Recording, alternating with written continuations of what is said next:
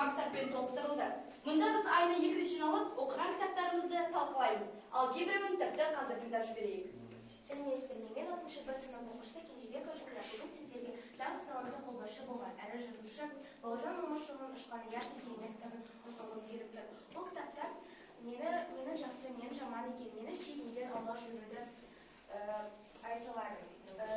Бұл ұшқан ұят кітабында 1916-1918 жылдар аралығындағы қиын жағдайлар сипатталады. Бауыржан Момышұлының демек кітабы сізге үлкен әсер тигізеді деген сенімдемін. Сондықтан да көшпеші кітапханамызда ұшқан ұят кітабын алып оқуға кеңес беремін. Здравствуйте, меня зовут Молдобаева Нургуль. Я ученица 5 Б класса. Мне безумно понравилась книга Антуана де Сент-Экзюпери «Маленький принц». «Маленький принц» – история о путешественнике, который странствует по всей вселенной. Он не только путешествует, но и ищет себя. Самопознание его главная цель.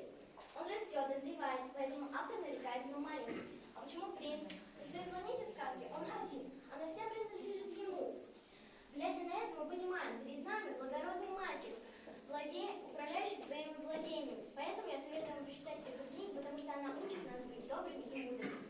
Hello, I'm a student of 7th grade, Gentlemen. Today I want to tell about Charles Dickens' book, Big Hope. A boy called Pip was left an orphan very early. He was under supervision of his older sister, who always humiliated and beat him. Joe Gardner is a husband of his sister, who always defended him from attacks of his wife. Once Pip went to the grave of his parents and was faced with one strange man. This strange man asked to bring food and iron sauce. With difficulty, but Pip could bring these things. The next day, officer and his soldiers came to young Pip's home and asked about this strange man.